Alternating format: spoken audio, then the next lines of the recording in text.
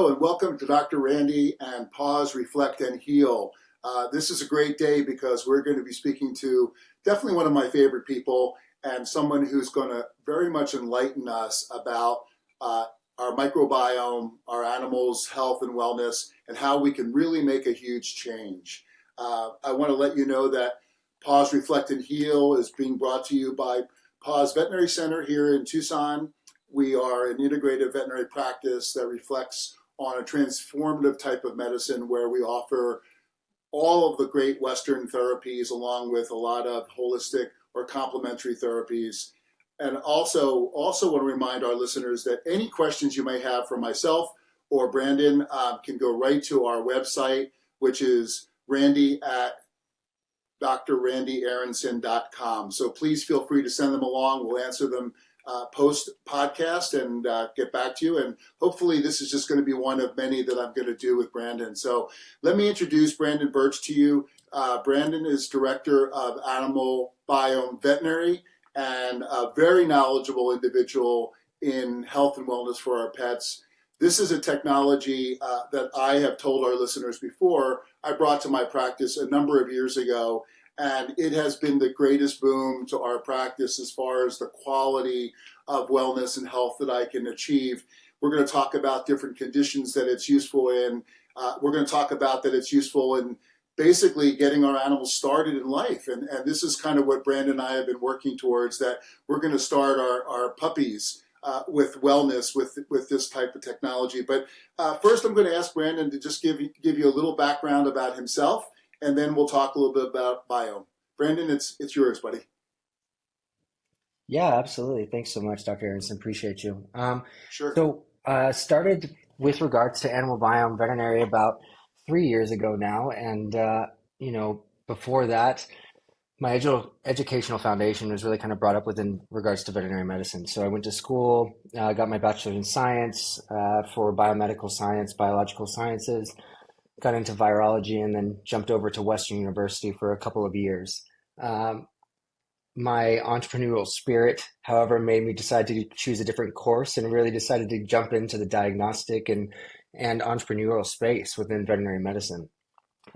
With that being said, I mean, my dad was born in 1939, and he's a veterinarian. I just got him to retire about 3 years ago, so he's been practicing for about 60 years. So, Right. I started pretty much at the practice, lowest rung of the ladder, cleaning dog cages, all the way to being able to put in IVs and assisting in surgery. So, my life has been kind of around veterinary medicine. And so understanding the ins and outs is really important. And really excited to kind of go over microbiome medicine. And I think one of the things that we really kind of can delve into is understanding these refractory cases and what we're seeing. And I'm sure you see the same thing at the practice. And, antimicrobial resistance, pathogenic resistance, this is important things, these stewardships that you're really putting in there at Paws. And so really excited to be on board and go through this stuff with you. Great. Could you tell our listeners a little bit about the company itself, how it got started and who's involved? That would be really helpful, I think, Yeah. for background. Yeah, absolutely. So AnimalBiome as a whole, we've been around since about 2013. It started with Dr. Holly Gans, who has a PhD in microbiology, and it started with her own dog, Yuki. And Yuki, let me see if I can pull up these slides real quick, and I'll just kind of briefly Sure. share this with you guys. I think it'll kind of enlighten kind of what's going on. But Yuki here came in with HGE, hemorrhagic gastroenteritis, and went to the veterinary office, and they're like, yeah, it's something, we have an infection going on in there, some sort of bad bugs, not sure what it is. GI panel came up, not really unnoticeable, unremarkable. And so then started to figure out, well, that's not good enough. I want to know more. And really kind of jumped into trying to understand the microbiome. Now, she had previous experience with microbiomes, and she worked in regards to HIV study and things of that nature on the human side. And so she really kind of pulled that forward and created a Kickstarter back in 2015, where she was really trying to find out microbiomes in regards to cats and dogs and doing testing on that on a molecular level. And raised enough funds and really started to create that first test that came out. And that's at the point where, great, we have they have a test, they're able to kind of see these different bacteria and microbes, but what do we do about it? If it's just utilizing our standard, broad spectrum antibiotics, how does that help us? And so the real answer to that was being able to utilize native microbes. And I think Dr. Aronson will get into that in a little bit. But 2017 was when we first launched our FMT kind of capsules to be able to treat and utilize microbiome medicine for these sorts of chronic refractory cases.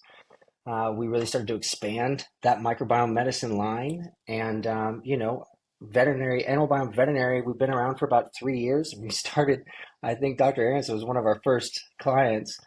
We started about 22 veterinarians. We probably have about 2,500 in total now that are utilizing our products Wow, around the U.S. So that's great. That's great it's been news. an incredible kind of journey, and it's not stopping anytime soon. It's really great to kind of see how that works. But that's kind of us in a nutshell. We're trying to improve patient health by not just depleting all the bacteria in the gut, but really coming to understand what's the causation, what's the real reason for these patients and this chronic kind of symptoms, and how do we kind of overcome that and be able to look on it in a case by case scenario. Perfect.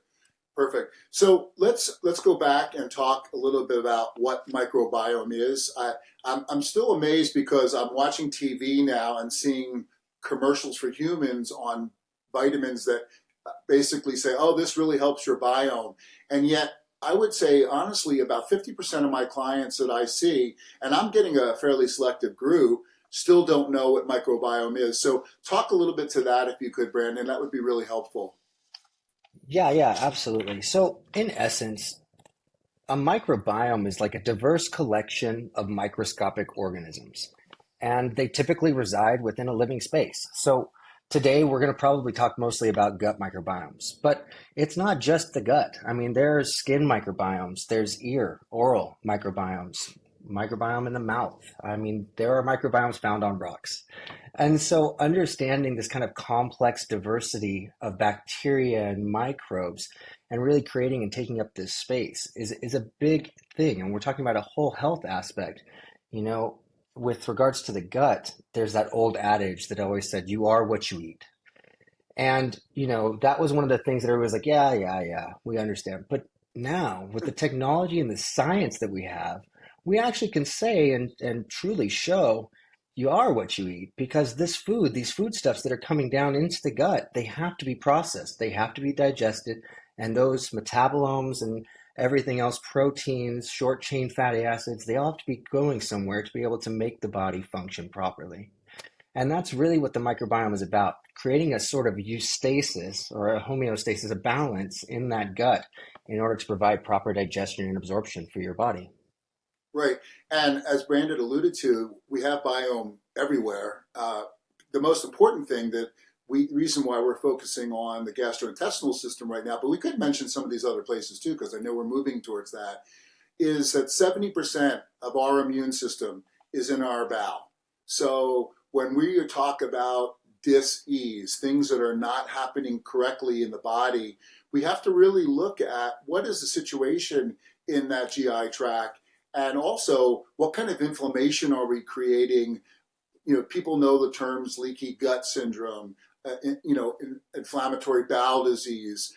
These are all conditions that we can now look at with the biome and really get an answer, but not just to get an answer, but do something about.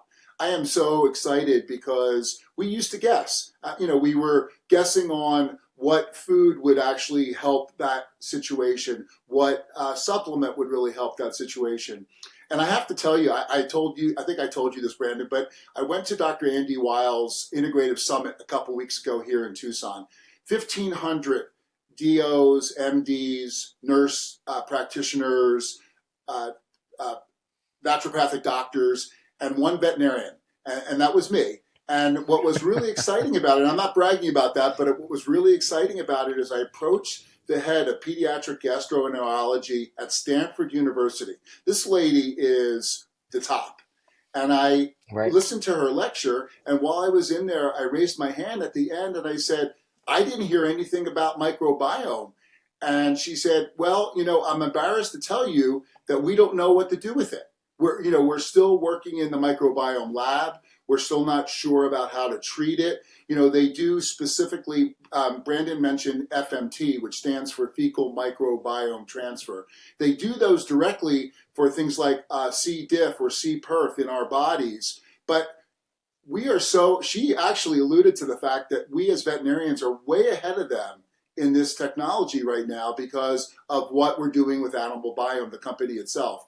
And that's a real feather in our cap. And generally, as you know, Brandon, veterinary medicine typically lags behind human medicine a lot because there's a lot more research money in human medicine. So applause to you guys and to all of us that are now encompassing this. 2,500 vets is great. I want it to be 25,000 at some point. I mean, and I'm sure you do too, but it's coming. So let's talk a little bit about the basis of the AnimalBiome test. So the basis is basically at this point a fecal test.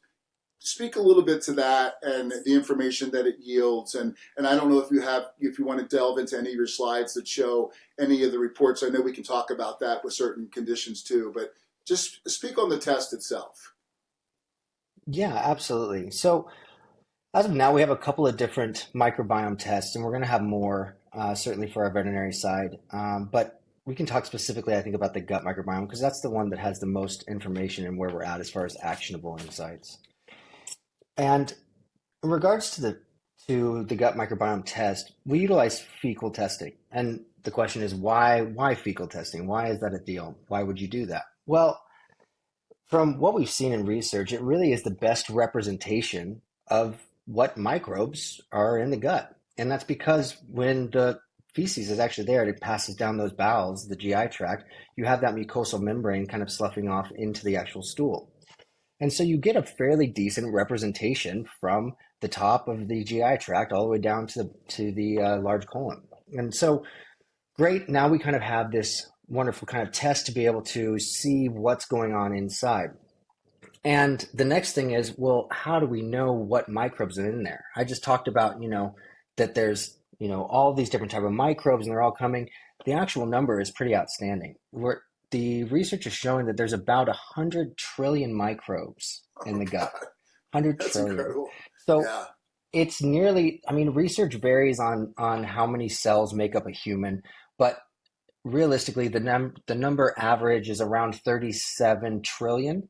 So it would take 3 humans, give or take, all of their cells, every single organ, all of those would amass into 3 of those people would amass into how many microbes are in one companion animal gut. And so think about all that genetic material that's being created on a minute by minute basis. And not only that, but how do you look at that many bacteria? How do you know what that is? And that really comes into the testing aspect. And so, let me share this with you. Let me share my screen real quick and jump into that because I think it's kind of important to kind of get into the different types of testing so we can kind of understand where we're at on a technological basis for companion animal, which is pretty great. That would be great. So here we kind of have this diagnostic testing model, and I kind of split these up. These aren't all the tests that we kind of utilize, but at the veterinary practice, this is pretty common for these type of tests, these two. So immunoassays, these are kind of going to be your SNAP tests. We'll get into a little bit deeper into this later. I just kind of want to show you. PCR looks a lot more complex, but realistically, it's growing genetic material, sequencing it, looking at things. Next-gen sequencing looks at the entire thing. Now, without delving into all this and boring all of your people, I could kind of give you a little bit of an analogy and really kind of jump into this. So I want you to think for a second of like kind of a mystery smoothie, right? And you need to find out what's inside. And so if we're utilizing immunoassay testing, right, this is a really quick, easy way to find out a specific ingredient, but you have to know if it's there or not. And the thing is that it won't tell you how many. So if I'm looking for strawberries, it won't say there's 52 strawberries in this batch of smoothies. Instead, it'll say, yes, there are strawberries, or no, there aren't strawberries. And so that's really the immunoassay kind of end. So you have to kind of know what you're looking for. With PCR testing, think about that as like a super sensitive taste test. So this test, you could realistically, you could put it in your mouth and it would have the sophistication to be like, okay, that's a blueberry, that's a strawberry, that's a raspberry, and be able to kind of pick out those. But once again, it is accurate, but you have to know what you're looking for. So if you don't have pineapple in your taste reference, then you won't be able to pick up pineapple. So that's great for those sorts of tests, but if we need to find out what's inside and get a whole health picture of that gut, we have to be able to utilize what's called next-gen sequencing. And think of next-gen sequencing as like a recipe book. It has everything. It completely decodes the entire smoothie, constructs it, deconstructs it, and will give you piece by piece. And not only that, but it'll tell you exactly how many strawberries, how many blueberries, pineapples, mangoes, kiwis, whatever's in there, it will tell you. And so this gives you a complete picture and understanding of what's really going on in that gut. If we're talking about smoothies and we're talking about putting it back onto dogs and cats, think about the blueberries and strawberries as pathogens, right? Or bacteria. And kind of the smoothie is that intestinal tract. And so moving forward, what AnimalBiome really has been able to do is we've created these fecal microbiome tests that allows us to have this large amount of data, understanding we can look at 5,000 different types of bacteria, be able to put them in a relative understanding of how much is in that gut. So yes, the patient might have E. coli, but if it's taken up 10% or if it's taken up 90%, there's a big difference there. And so that's really kind of what it does and how it shows you this kind of whole health picture. And so you can utilize this stuff for certain things like vomiting, diarrhea, but also inflammation, heart disease, stress, anxiety. I mean, there is direct correlation to all of this with regards to just looking at the gut. So once again, going back to that old adage, you are what you eat, we're definitely finding that out true, not just in research, but also clinically. And what I want to tell our listeners is when AnimalBiome does this next-gen sequencing, we get a very detailed report back, and we'll talk about this a little bit more, but it really tells us what good bacteria we're missing, what imbalance we've got going on. Are there harmful bacteria in there and to what level? And all of this allows myself, the practitioner, to act on these things to really help our animals.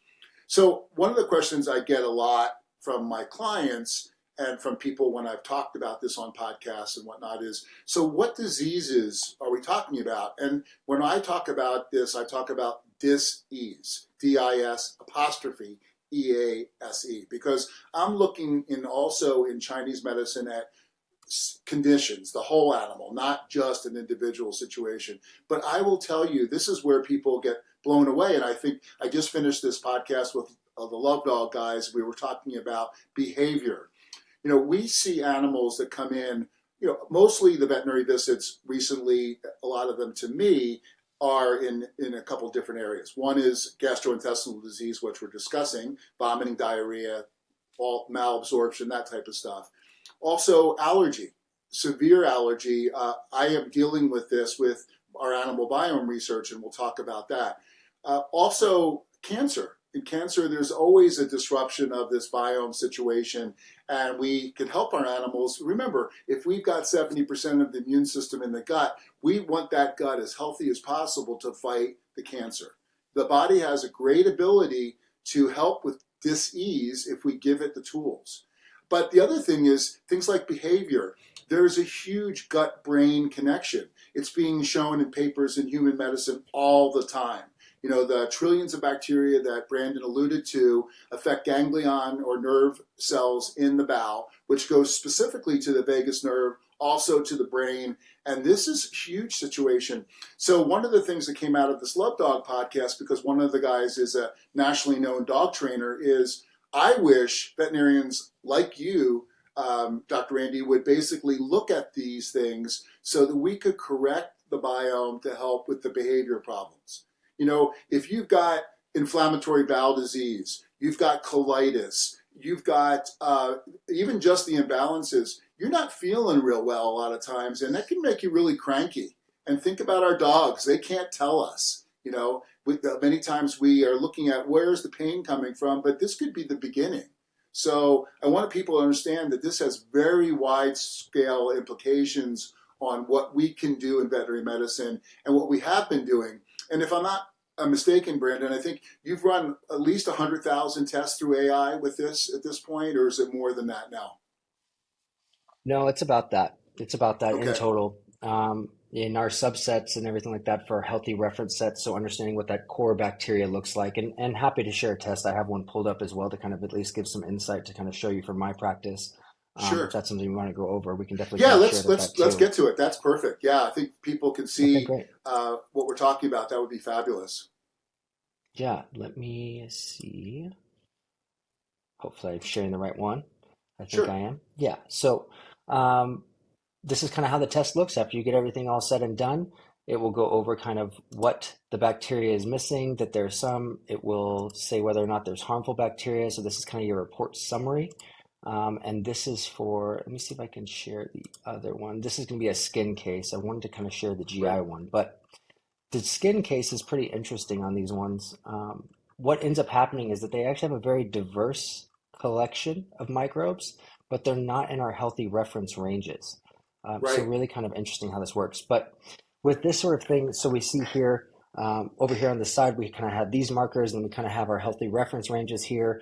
And there, you'll probably see these tests and they're going to be like, what is all this stuff? You can actually Right. open these up, Right. every single one of these, and read every single one. Sure. But know that we're kind of always there to kind of give hands. So we actually can schedule a call with one of our animal care specialists and they can go over all of that. But regardless, so when looking at this, you can see we have 53% of that total gut bacteria taken up by Blauchilla. And oddly enough, they produce anti-inflammatory compounds. Well, we have an Yeah. itchy skin case.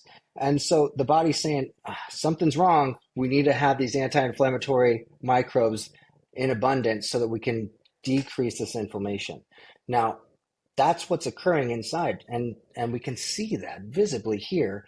If you have red, itchy, flaky skin, the gut is also working its butt off to try to get that inflammation down because it No starts pun there. intended. Right. Right, right, exactly, exactly. And so we come down here and we have some other microbes. Some are in pretty decent levels. We're missing some, but it's not completely empty. Um, and so one of these things like this that I see, E. coli is not very high either. It's in our normal reference ranges, no pathogenic bacteria. This is pretty indicative of a skin case where we have all the key players, so to speak, maybe in lower levels, but they're not at the correct abundances because there's things going on. And whether that's through diet manipulation, food trials, and being able to utilize the test to really get that bigger picture of how we can help with that specific patient. Not all dogs' guts or cats' guts are the same. And Right. so Right. understanding what they can and can't have is really, really important. And And I so want that's to really what it stop kind of you. goes Yeah. over it. Yeah, Yeah. I want to stop you for 1 second because I want to tell people how useful this is to someone like myself. So I have what I see a lot of times are second and third opinions on dogs and cats that come to me who have been itching and scratching, licking their feet, having terrible ear infections, on for years. And they've been through what's called selective diets or diet restrictions or elimination trials. They've been on products called Apoquel and Atopica. They've been on steroids. They've been on antihistamines. And I always tell people that, we all know what the definition of insanity is, and that is, doing the same thing and expecting different results. So that's that's how these right. people end up in my office. And I will tell you that a number of years ago, I started using what's called Nutriscan testing through Dr. Jean Dodds, which is a food sensitivity test. And I coupled it Yeah, with my animal biome testing. Now I have one, what the dog is allergic to or sensitive to, not allergic to, but has food sensitivity to. And two, where are we in the scheme of things with this animal biome report? I've had dogs that have come in that have been so badly red and itchy and ulcerated and skin infections, and in 6 months look amazing. They go from a pure white and red dog, the red being all the inflammation, to a pure white dog that's loving life and is on regular food. And we've basically just manipulated the biome, eliminated the foods that the dog was sensitive to, and it's a win. And I will tell you that this has revolutionized allergy in my world. And I'm so thrilled because, a lot of times in our world, we don't get to see results. Now, the thing that's hard about this is not a silver bullet. So you can't just give them a steroid shot and they stop itching and everybody's happy, knowing that the steroid is going to cause all kinds of other problems. We're doing this slowly, but like I said, that dog in 6 months looked amazing. And I've had this repeated numerous times. So it's an amazing situation, Brandon. Well, that's really good to hear. And I more and more research is coming out, thank goodness, in regards to that. And we've done a couple of studies with atopic dermatitis, and we've had pretty incredible results. It's not something that people think about. They don't think, well, fixing the gut is going to fix the skin. Yeah. But it really does an incredible job at that. My practice, we have my sister, she used to breed French bulldogs. And so brachycephalic disaster with GI and skin issues all day long. Right. Yeah. And they're what we call the veterinarians. They call that the veterinarian's dream. Yeah, it's great unless they're your dogs, right? Right. Yeah, then it's just money. Exactly. But I think that certainly what we did, and I started really utilizing this and found that, these dogs are born via C-section. And one of the first instances of obtaining these microbes is through vaginal birth. And brachiocephalic dogs, they are born that way. They aren't born naturally. And so they don't get those native microbes in that initial instance. And you continually see those dogs having a lot of issues in the beginning stages and later on in life. Yeah, and so, absolutely. Being able to put these native microbes in is really, really important. Yeah, absolutely. Makes a lot of sense. Let's take a quick break. And Brandon, don't go anywhere, but I'm just going to take a quick break here and